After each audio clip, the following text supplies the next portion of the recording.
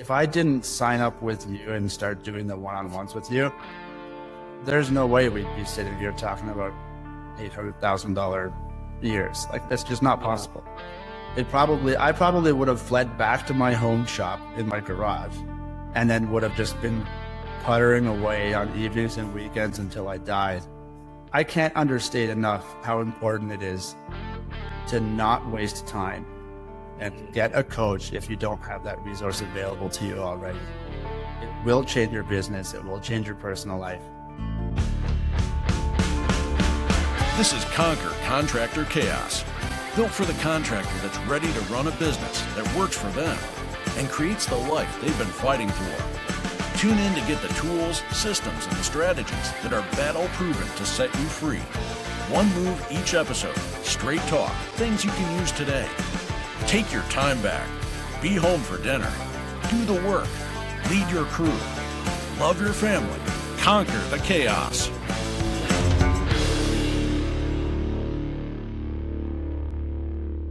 Mr. Sean Livingston, welcome to the show, buddy. Thanks for having me, Lee. It's good to have you on. You've been with me for a while now, and so we wanted to bring you on to the show to tell your story, right? Like where you started, how this business has become what it has. And by no means are we at the absolute pinnacle of where we're going, but we're making some good progress. Not even close. Yeah, not even close. So, Sean, start at the beginning. Where did the love of building, woodworking, where does your creativity come from? Oh, wow. We're going way back now.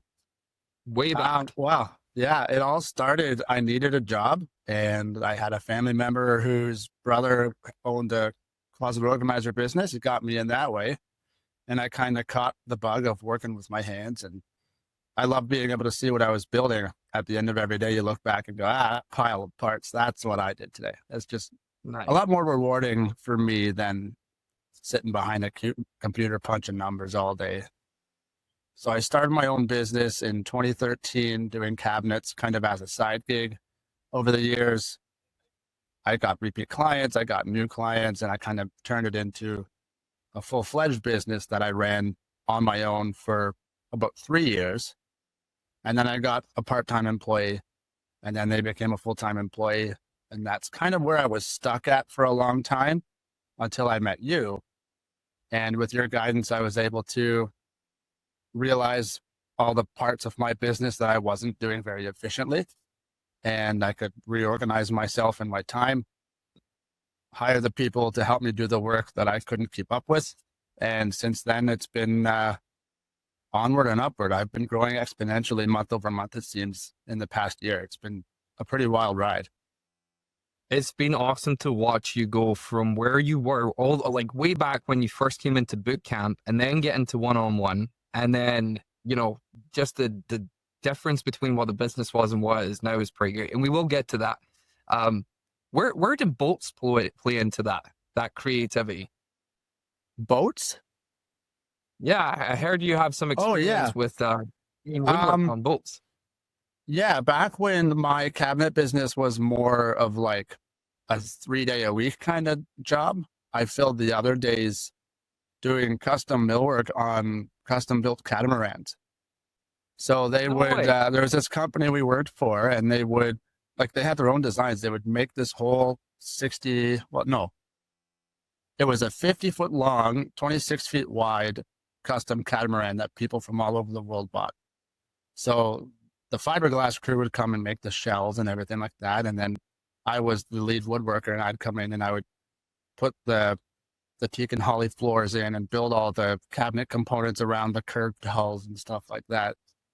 And that was a really fun job because I was just kind of given free rein. And he's like, I need a galley over here. I need some beds over there. I need a berth over there. Just go for it.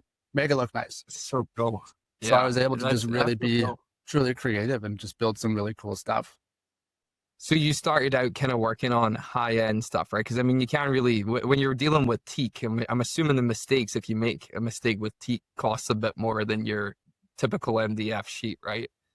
Oh, yeah. A lot of the hardwoods we used in there, the materials alone are quite expensive, but also the time it takes to make a single little piece of trim. And you need 400 feet of this stuff for all over the boat, right? It's a lot of time and effort that goes into making all these different components that have to come together seamlessly. And if things don't come together in the end, you got to rip it all out and start over, because you got to think these clients are like the $3 million for a custom cat. Like, that's chump change to these guys, right? So they expect perfection in absolutely every aspect of these boats. So the stakes were high. To say that, yeah, you could say that. Yeah, to say the least. Awesome. You know, like, so you got to that point where you said, you know what, like, I'm doing this cabinetry stuff, like I could make a business out of it. Yeah, absolutely. I started so one of my earlier on jobs before the boats I worked in just one of the mill high production kitchen cabinet factories. So I had a spot on the line and I stood there and I slapped my cabinets together all day long, and that was that. But then they got me doing some of the installs, and I started realizing just how easy it actually is to build a cabinet and install it in someone's house. Like, it's not rocket science. So I started looking for my own clients, some family and friends at first, like real, like, marketplace kind of early on tactics. Do what I could. The typical. I got some jobs. I wouldn't say I gained notoriety, but I gained a good following on Instagram, and I gained, like, once I had a portfolio established, I could show that to people and get more work. Once I had a few good projects. And so that was right up until 2013 is where you officially made the break to start your own business. That's when it all started. So in 2013, I started doing those, like, side jobs in cabinetry while I worked for that cabinet factory during the day. And then I got a job at a custom furniture place and went down to 4 days a week there to spend more time on my stuff. And then a few months later, I went down to 3 days a week for them and 2 days for me. And then it went to 2 days for them and 3 days for me. And it got to the point where I was just like, okay, I got to make a swing at this and see if I can do it on my own. Yeah. All or nothing. I love it. And isn't that it's been hard, story of most guys, right? Like, side jobs. This looks easy. I'm standing on the production line. I'm doing the production stuff, and that's the easy part. And now when you have your own business and there's the other 50% that you're missing, not so easy, right? Oh no, not at all. Is there anyone else in your family that are like entrepreneurs? Do you have anyone else who like can influence that at all, or are you the first in your family? I'm the only one. So I don't have anyone I don't have any family to share experiences with, or headaches or pains of growing a business, because no one's done this in my family before. So I'm kind of trailbreaking in a sense, just kind of figuring out my path forward on my own, and with help from amazing people like you and other business owners I've met along the way that help shed resources and experience on me. But no, that's been a big challenge for me, not having that to go home to at the end of the day and bounce ideas off of, or things like that. Oh, for sure. Yeah. They say it's lonely at the top, right? Yeah. I'll let you know when I get there one day. But it's true, you're running a business, the people you spend most of your time with, you can have good culture with, and you can be a good leader, but you can't be friends, so to speak, with your employees when you're trying to run a major operation, and it is kind of hard being the only one that makes the decisions and not having that circle, which, I think a lot of guys can relate to that, right? Like, being isolated is one of the kind of main causes of burnout. It's feeling like you've got nowhere to go. So I'm glad you did take the leap and then end up coming in, because now, you're with me. We've got a community going. You have a big team now, which is great. You're meeting other clients. So it's really building out, which is awesome. So when did firefighting come in? Because you're a full-time firefighter as well. Tell us about that. I am. Yeah. Basically, I can't sit still. I need to be doing something at all times. Years ago, I went to college for firefighting and then found my calling, I guess, one of my callings in the cabinetry and furniture world. So I stopped pursuing firefighting and I developed this business into what it is today. But almost 4 years ago now, an opportunity kind of fell in my lap to become a full-time firefighter. So I jumped on it. I got offered a position. And for the past 4 years now, I've been balancing a full-time job as a firefighter along with growing this business into what it is today. And That's it's wild. like a blessing and a curse. It's tough doing 42 hours a week firefighting and then 30 to 40 hours a week in the shop and in the office for the business as well. But it is rewarding because I'm able to grow this business into something bigger and I think much faster because I have that safety net of the firefighting income to count on. Right? Of course. So I can take those bigger risks in the business, invest more of the business's money back into itself to grow it faster, hire more employees, buy bigger machines. I think that's probably why, that's probably a fairly big reason why I'm able to grow so fast in the past years. I haven't paid myself much in the last year at all. You're operating in a different mind space because you have that safety net. And it is very similar to when you get to a stage where you've grown your business and you've got a really good nest egg of cash sitting there, you operate way differently knowing that you have that safety net behind you, just in case 100%. Wow. Yeah. And you'll have felt this before if you've ever sold a house and you had the money in your account for a while before you bought your next place. It's kind of like that similar feeling, you've got that big safety net there that takes it, just changes your mindset, which is awesome. But but the fact that you're a firefighter as well, I mean, there must be some good parallels that you can draw between owning this business and then firefighting, right? And we've talked about this before where we've said, how do you systemize firefighting? And it is systemized, right?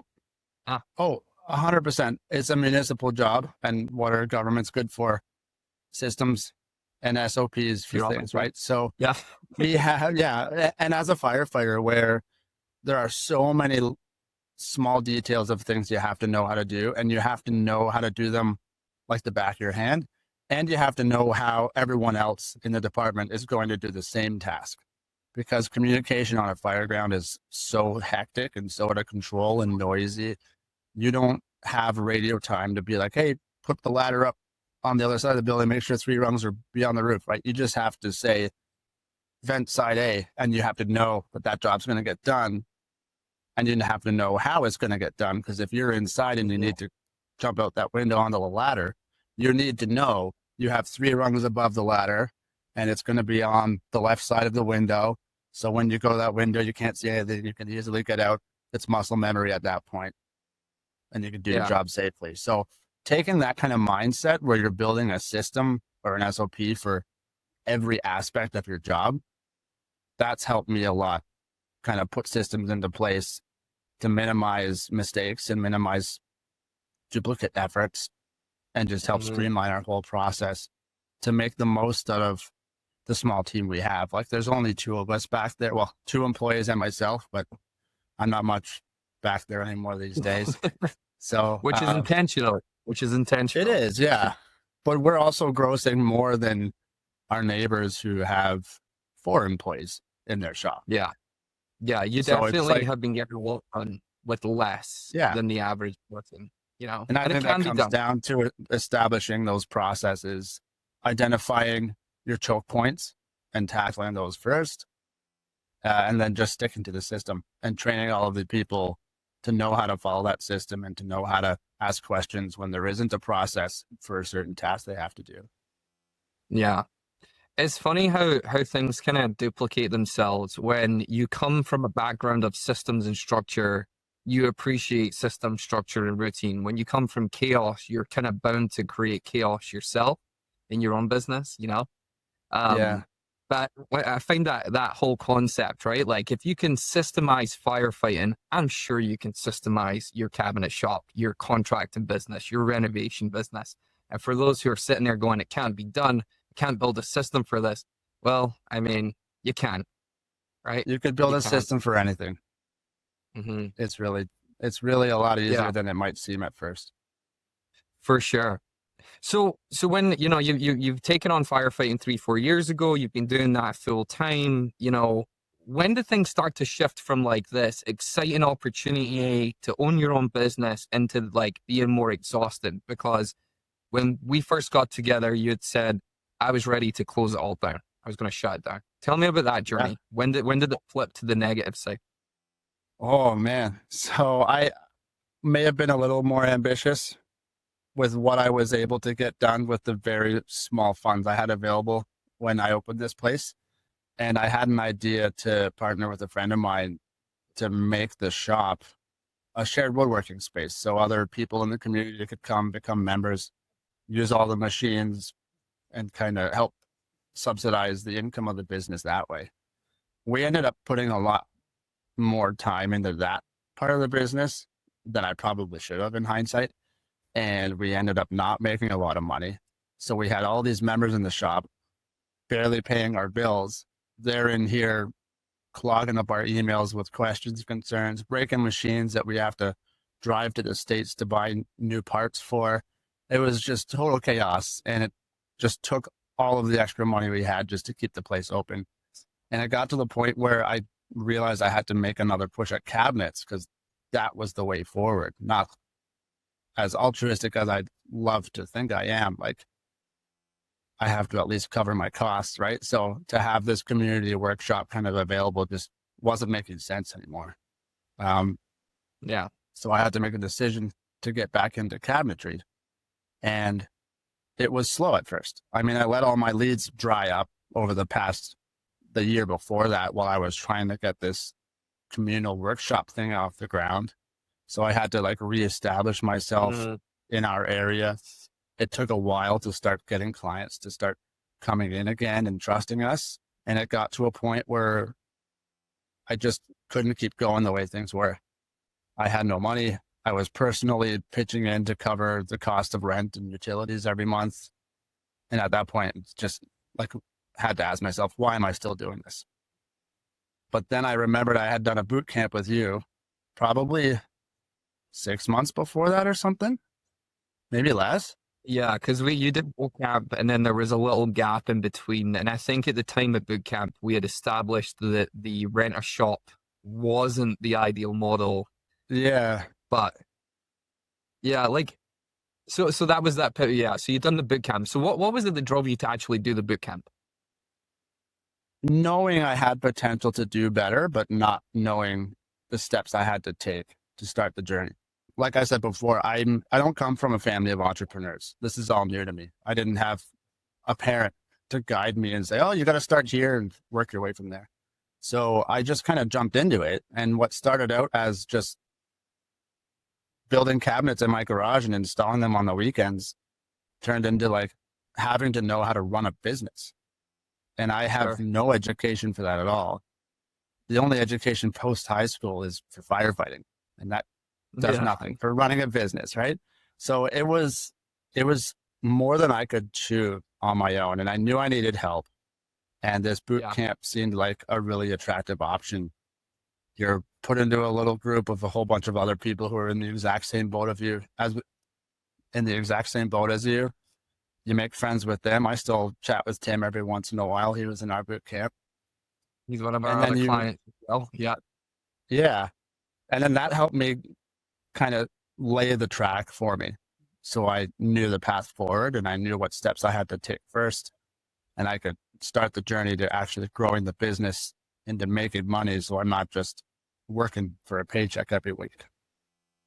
Yeah, for sure. And the boot camp is good for that, right? Like, it's good to give you that kind of foundational sense of where to start in your journey. You know, some people are way past it. Some people really need it, but that boot camp I've found is the first step for someone to reach out when they need help, who have been in a similar situation. So we always find that's a really good segue into just giving you the mindset and the clarity on what to do next. And we're going to talk about boot camp a little bit more, Sean, but what I do want to know is, you know, like what did it feel like when you hit that point where you're like, I'm going to shut this down. Either I'm going to get help, I'm going to really give this a go, or I'm going to shut this down. Like, what was it? Burnout? Did you feel stressed? Like, how did that actually feel for you being in that situation? Yeah. It was probably a few months, maybe 4 or 6 months of having to personally put money into the business every month just to pay rent, not making anything in return, working 80 hours a week on this thing, plus the firefighting thing, which was new to me. I think I was on for a year at the time. And I just had no time or energy left for myself, for my family. I felt like my kids were growing up without me being at home because I was here trying to make this thing happen all the time. And I just kind of asked myself, like, what do I want my life to look like? Do I want to be stuck here working for negative money for the rest of my life? Or do I want to just cut my losses and spend more time with my family? But then before making the decision, I thought I'd give it a go with you for 3 months. So I gave myself a 3-month, I guess, deadline to see improvement. And then I'd make a decision again. Yeah. And I'm really glad I did, man.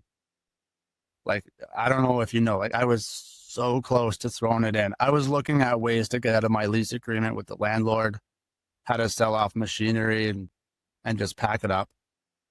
And then you kind of helped fix my mindset and give me some really basic tools that I needed to start off with right away.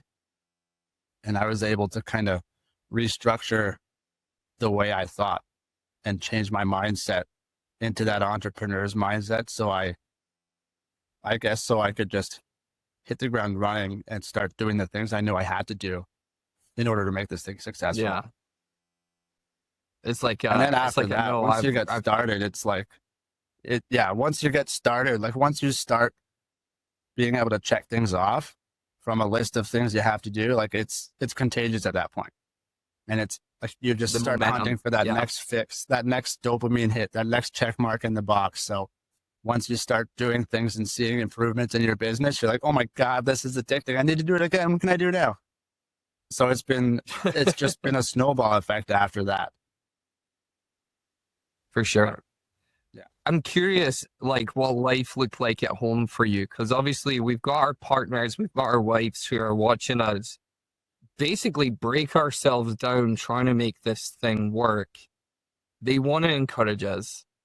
Yeah. They want us to be able to succeed, but there must be a point for our partners where they say, no, enough is enough. We need dad back. We need my husband back. You know, like, what did your wife think of all this? She's always been incredibly supportive of me. Like, I don't deserve her. She's never once made me feel guilty for having to work late or miss a kid's dance recital or something like that. She's always been so supportive, almost to the point where I just wish she'd complain that I'm not home enough, like just once in a while, right? But I know she's doing, like, I know she wants me home a lot, but she doesn't want her needs to affect what she knows I have to do by working late some nights at the business or spending so much time trying to provide for them in a sense, right? Especially in those earlier days where I was putting in 16-hour days, 3 or 4 days a week, trying to get stuff done and still not making any money. Yeah. The only way I knew to help my situation back then was to work more. If I want more money, I have to put more hours in. And that's what I was doing, right? Yeah. Now I have a better balance. I know that's not the way to make more money is by working more. So it is a lot better now. But really, what hit me the most was the kids. They were like 8 and 11 at the time. So hearing them like, are you going to be home tomorrow? Am I going to see you tomorrow? Oh, no. What about the next day? No, I'm on fire shift that day. Okay, what about the next day? No, I'm going to work late that day too.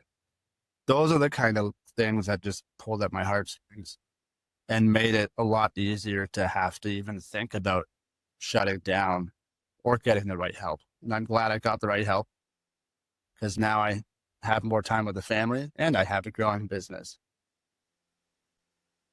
Yeah. Yeah. And you get to keep your fire job as well, which I know you love too, right? Yeah. Yeah, absolutely. But, it's the trifecta. You know, the way that, good balance now. Yeah. Yeah, 100%, right? And I mean, a lot of these guys who are listening to this podcast here, you know, like they don't have that additional job to do and still find themselves caught up in an 8-hour work and it's easy done, right? We fool ourselves into thinking, hey, if we just take on more projects, if we just produce more, we're going to lead to money. And I think you're a great case study to say, hey, that's not necessarily the case. It's working smart, not working hard, right? You nailed it. But I feel it for our kids, man.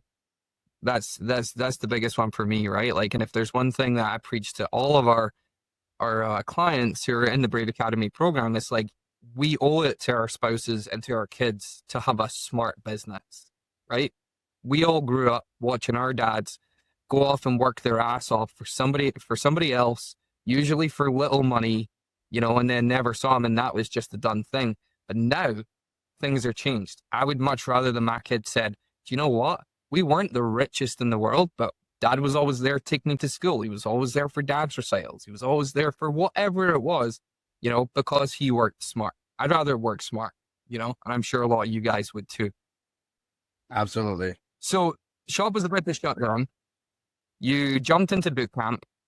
What were some of your biggest takeaways from boot camp? Like, what was the messaging that you heard in that 6 weeks that shifted everything for you? What were your big takeaways? The 90-day action plan was a big one for me. So it got me to really evaluate and think about where I wanted the business to go in the future.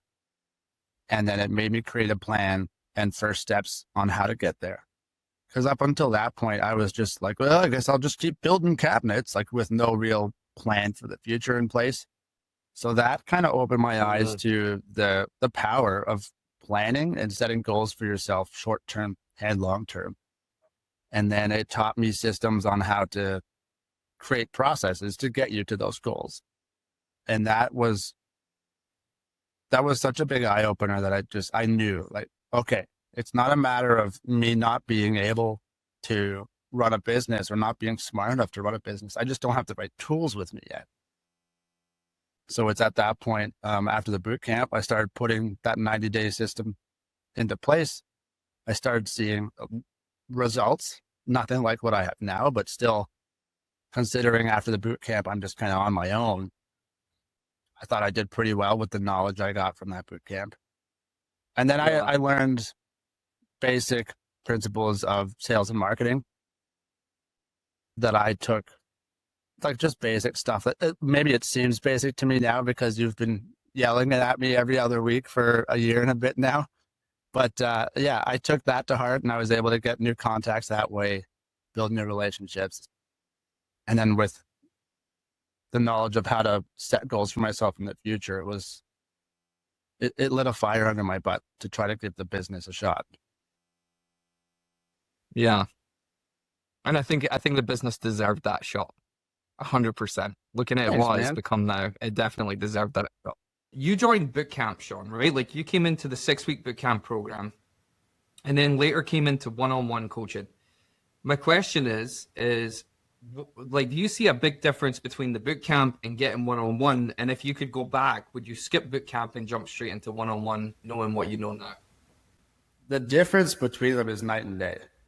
The boot camp is more, you don't know much about running a business or how to develop systems for your business. You do this, it's a crash course. It's like an awareness program. So in firefighting, you have any specialized training program you take, there's awareness level and operations level. Awareness is like your boot camp. We're going to tell you about all the different systems that exist and what it's like after you've implemented them and how your business can be successful, grow, and flourish. The operations level, that's the one-on-one. That's where we take those systems we learned about from the boot camp and really drive deep into them, custom tailored to your business and what your business needs, focusing on what you need to tackle first, not in any order. For me, we had marketing that we had to tackle first. So that's what we did.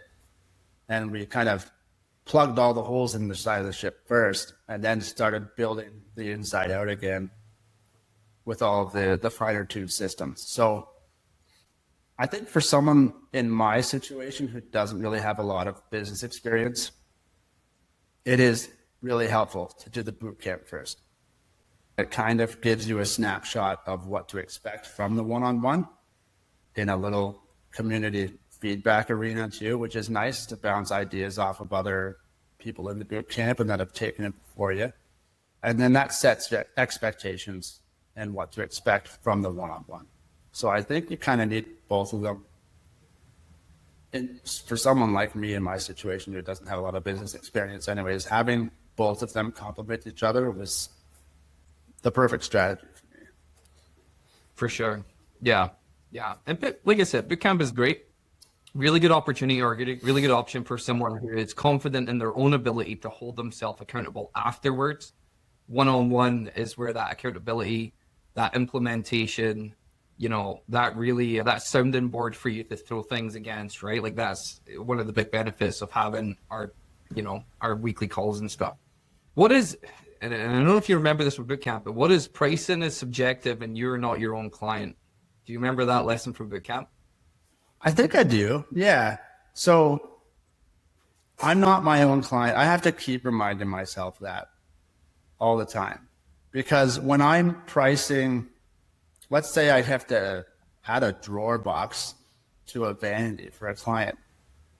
I'll look at this drawer box and go, well, I wouldn't pay more than $50 for this thing. That's the value I would put it in my house. But what the client values it as is something totally different. This is a custom request they asked for. They have special needs. They have things they already know they want to put inside of here. They have their morning routine that has to flow in a certain rate. To them, that drawer box could be worth $400. And they'll gladly pay it, and I will gladly make it for them. I have to constantly tell myself, don't charge the customer what I'm willing to pay for something, because I am a cheap bugger, and I wouldn't pay what anything is worth if I could get away with it. And I have to keep telling myself that every single day. That's a lesson I've learned, and it'll stick with me forever. Yeah. When it came to pricing, right? Because obviously you were at one set of pricing back when we first started, right? You've been paying a lot of attention to your numbers, which is something that we teach as well. Like from where you were from a financials and profit standpoint to where you are now, paint the picture for me. Like, what's the difference? Oh man, so it was night and day. It is night and day compared to what I was charging. Like if you compare how I was charging for jobs compared to what I'm doing now, I just look at my past self and shake my head. It was basically, I would do materials and expected time per job, and then multiply that by 2, and that's my number. But I've learned since then that there's so much more that goes into a job. I wasn't tracking my monthly expenses. I wasn't tracking anything that wasn't a cost of good, basically. Sandpaper, I wasn't tracking. The time it took to design the kitchen, I wasn't tracking. All the hours it took to research the different components, all these custom things that the clients wanted, I wasn't tracking. Like all of those things were just going, like I was just throwing in for free every single job. So where I used to just do material and time times 2, now I have a way to calculate the consumables on every job. I calculate the hours based on my burden rate, like the hourly cost for my employees. I track the install cost separate from the build cost. I track all of my subcontractors appropriately. I track all the consumers that go through, I track all the consumables that go through the shop. And my monthly overhead is now, like, I know what my monthly overhead is. I know what my hourly overhead is, and that gets assigned to the job to make sure all my costs are covered and there's no hidden surprises down the road come time to collect the last check from the client and you're wondering where all your profit went. So we talked about pricing, right? Like obviously pricing is subjective. You're not your own client. The way that you were pricing before maybe wasn't optimal for gross profit margin. So if you could look back to what your gross profit margin was on an average job then to now, like what's the difference? What does it look like now? Yeah. What I thought my gross profit was back in the day was 50%. But what it actually was, right off the bat, it was like 45% because I was calculating gross profit wrong. So just cost, like labor and materials of the job multiplied by your Times two. times 2 is not your true 50% gross profit. No. So even just that basic multiplication factor, I was doing wrong, and I was losing about 5% right off the top. But not to mention not tracking all of my consumables and the cost of my subcontractors, yada, yada, yada. All that stuff, I was rocking about a 35% gross profit. Jeez. I think the only thing that saved me in those early days was having the home shop and not having a terribly large monthly overhead. But I wasn't making any money. Yeah. But now, so the past year, I just went through all the past job cost cards for the year so far that we've completed, and we're rocking a 56% gross profit margin. Some smaller jobs, usually laminate jobs that don't require any finishing, they'll be up in like the 70s. And then we had a couple jobs that went sideways on us, both furniture jobs. So that's good information to have going forward. They're both in like 30s. We'll talk about that in your one-on-one. Yeah. Yeah. So that was a lesson for me to stay in my lane and just do what I'm good at. Yeah. But yeah, so now I have all that information in the job cost card, the year-to-date summary of all the job cost cards that I've created throughout the year for every single job that I've completed in one spreadsheet, no scrolling or anything necessary. I can see the gross profit margin for every single job, the gross revenue I've made for the job, where the job was, who the job was for, how many hours I estimated versus how many hours it actually took to complete the job. It's just all of the information I would ever need in order to react upon and change how I price for the future, or to change how we do certain processes in the shop. All that information is on one clear, concise page. I swear that job cost card document is the only information I really need to be able to run my business. I can figure everything else out on the fly, but that gives you all the information you need to be successful. You have no idea if you're making money or losing money on a job if you don't track your numbers. Yeah. Well, from 35%, which is, I'm not tracking anything. I don't know my numbers. I'm not paying attention to it, which I would argue is the typical state for most guys who aren't tracking their numbers. If they're going, hey, I'm charging double what it's going to cost me to make this, I must be profitable, right? But I think, you just said it yourself, like that's not typically the case. There are other factors that you're not thinking about. And for you to go from 35% to 56%, would you say that your coaching costs have been worth it? Well, absolutely. Considering my gross profit goal is 50%, to have an average 3 quarters through my fiscal year of 56%, that's awesome. That's showing me that the processes I've put into place for today that I didn't have in place when I quoted these jobs 4 months ago, they're already making me more efficient, and I'm cleaning up and making more money on the jobs I've quoted in the past. Right. Which leads to less jobs overall in the course of the year to make the same amount of money that you would have been making before, right? Or same amount of jobs, and I'm making a lot more. Or, of course. Yeah. Of course. That's the better way to do it. I love that. So obviously, we're making more money now.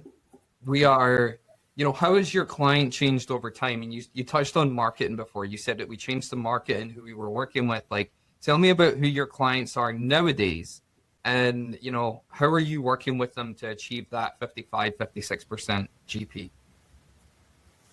Yeah, great question. Before I got into it with you, I would say like 95% of my clients were homeowners. So I'm working directly with the homeowner, designing their kitchen, going through all the options, all that kind of stuff, and then trying to get money from them at the end of the day.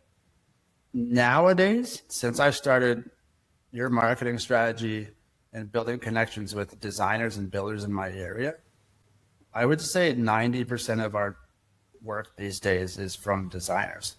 And most of them are repeat designers or repeat clients that come back to us again and again. So to have repeat clients, that's huge because we already have that working relationship built. So I already know how they're going to want their cabinets built. I already know the color palette they're going for. I already know all these details that I don't have to talk about. They just send me drawings and I look at it and go, yep, it'll be this much. And now they approve and I'm off to building it. So by working with designers, I cut out a lot of unknowns and variables that don't come back to bite me in the ass later down the road in the production. And it also cuts out almost all of the design time. I don't have to sit there with a customer and go back and forth for hours upon hours throughout the course of a few weeks, designing all these options because it's the first time they've ever designed something in their life and it's the biggest deal in their lives, right? You have to respect that and treat that accordingly with the clients. Now, by working with design companies, they do all that. They just give me the end result. I tell them how much it's going to be, and we go off to the races. It makes it easier for you to, one, have predictability, not have to have a massive cost of acquisition because your relationships are bringing the clients to you. And you can get into a routine and a system of how you work with each of those designers to know their flair, their style, their preferences, right? And correct me if I'm wrong, right? But when it came to revenue last year, what did you do in revenue last year? 230,000. 230. Okay. Yep. And then what will you do this year with these new relationships, with this new, new pricing model? What will you do this year? We've already done 850, and there's still a month and a half left to take on new jobs. There's a couple other clients that are starting to call now that jobs might close on but not be completed by the end of the year. Right. And this is honestly only since March, I think. Like it wasn't that long ago that it was just me and my one employee trying to freaking just pay our bills at the end of every day, right? So it's like from March till now, what's that, like 7 months or something? So, yeah. The first 3 months, I probably made 20 grand in the first 3 months combined. And now, they've all been in that last, from March to now, it's been like $800,000 in gross sales. Yeah. That's incredible, man. That's absolutely huge. And I think we could both agree that if you had taken a leap and had maybe some more machinery, right? Maybe, because you don't have a CNC. Not yet. Right? Which everybody who just heard that is going to go, what? Yeah. He's doing close to $1 million without a CNC machine with just him and, well, I mean, you've only had Ryan for, what? A year now. Well, it's been a year now already, Yeah. The second employee has been about a year, Yeah, one full employee, right? Now, I've had to make concessions because I don't have the CNC. I don't have my own spray booth. All the parts go to my finisher, who's luckily he's only like less than a kilometer away, but still you got to load them up in the trailer, take them all over for every single job, bring them all back. And we've been so busy with all these really, really big jobs that have come in the last few months that because I don't have my own CNC, I've had to outsource the building, the cutting and building of the cabinets to another cabinet shop. Yeah. So that's really expensive. And I didn't budget for that in these two big jobs that they're helping me out with. But it's something I had to do in order to maintain that relationship with the client and honor the deadlines I promised them originally. So I'm taking a little hit on the gross profit margin for these two jobs for a repeat client because I know they're going to give me a predictable stream of more business in the future. So yeah, it's not a big deal now. It'll give me time to go buy my own CNC and get it set up in my shop so I can keep all that revenue in-house going forward. But it's been, it's been a good that's a big core focus, right? Definitely a big core focus is going to be like, for a lot of the stuff that you are outsourcing, it's fine to outsource it. Even if that means that you get a little bit of a hit on your gross profit margin, you're still making money for essentially doing no labor, which is totally fine, right? Like that's the whole design, build, renovate model for GCs is the same thing. Yeah. But you can always bring it back in later. You can always go buy that CNC when you're in a financial place to do so. And you can always reap the benefits of that, because you'll have all of your systems will be tailored to building it without the CNC. Imagine what happens to your labor and your production capability when you have a machine that can do that kind of thing, It's wild. Oh. Absolutely wild. And you're not the only one. The only thing that puts me to sleep at night is thinking of that. You just dream up CNC machines. Yeah, for sure. But no, that's awesome, man. I mean, like you said, it's been 6 months, but one of the things I will say is it's been the mindset that's been able to has given you the ability to knuckle down, put the systems in place. We revamped your entire onboarding, training process, the quality of the people that you were bringing into the business, you know, your financial tools, your tracking systems.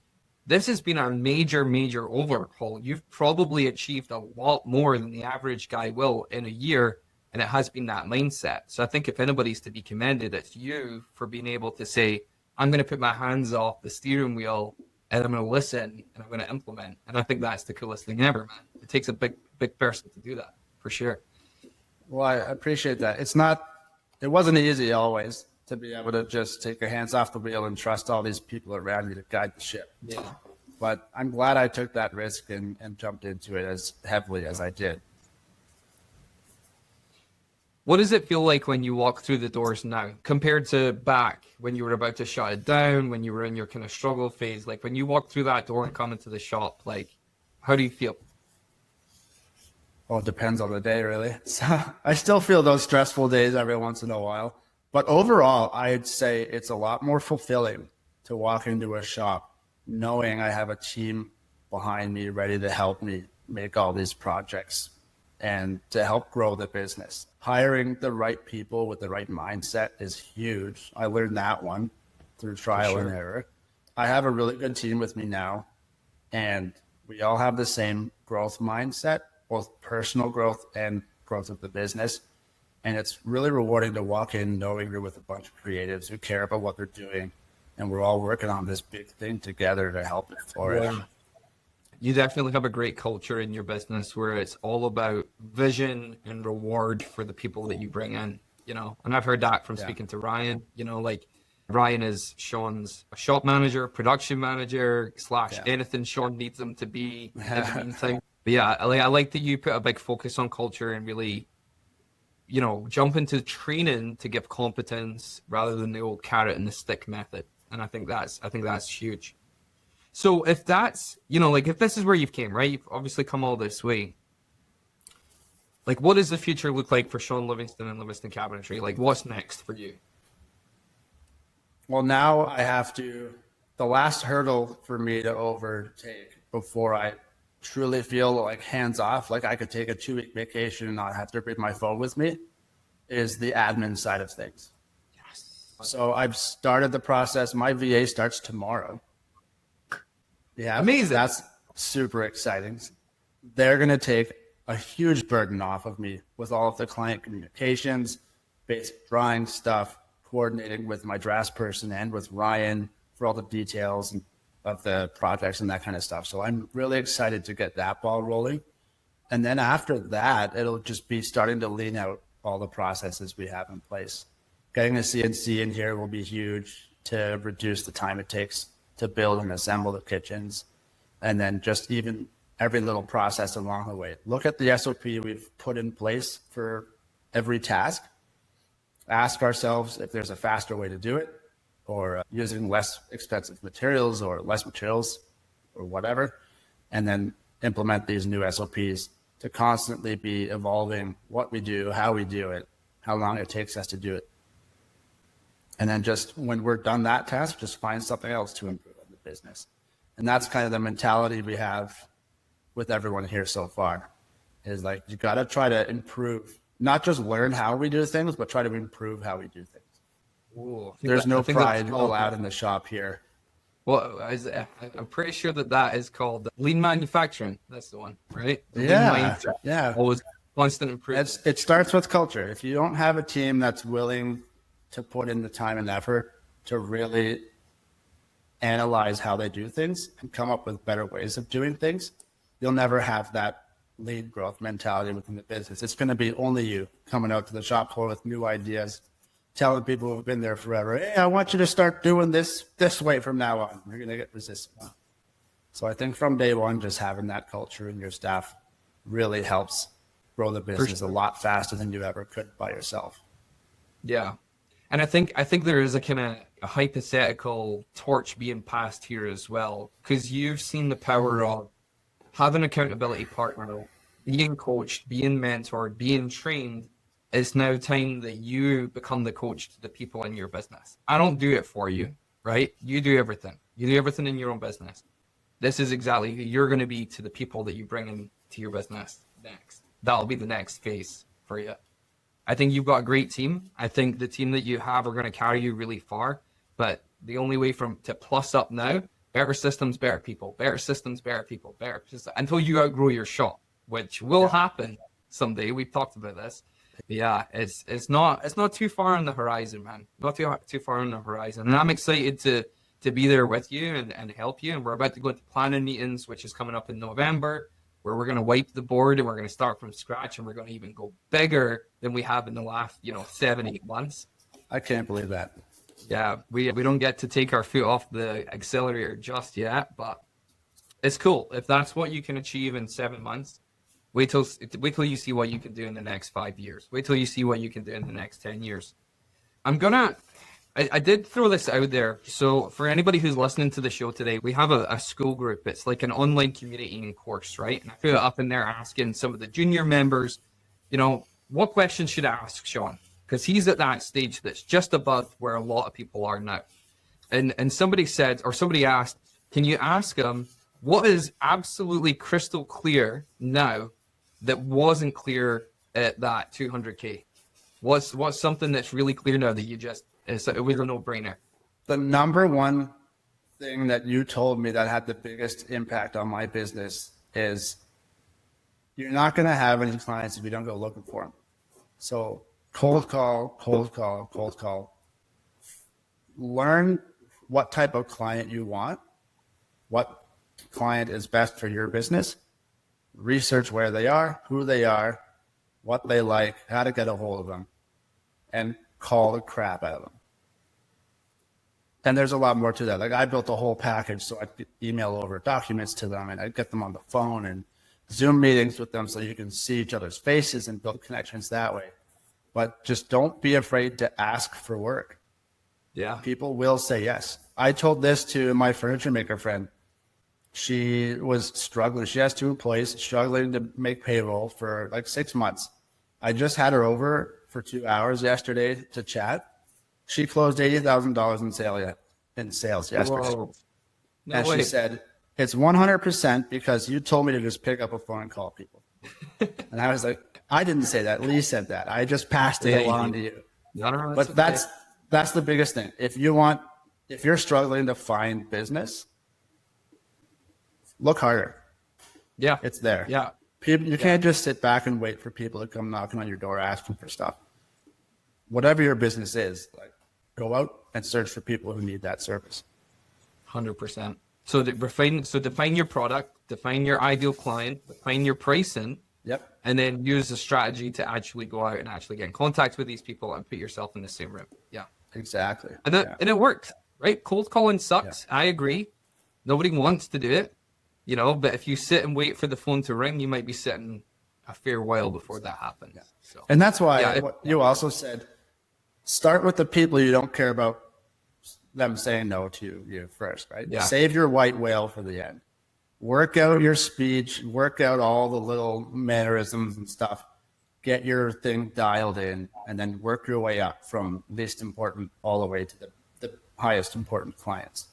By the time you get to the top of your list, they'll be begging you to do stuff for them. For sure. You'll be turning down some of the ones that you even called, which is, yeah.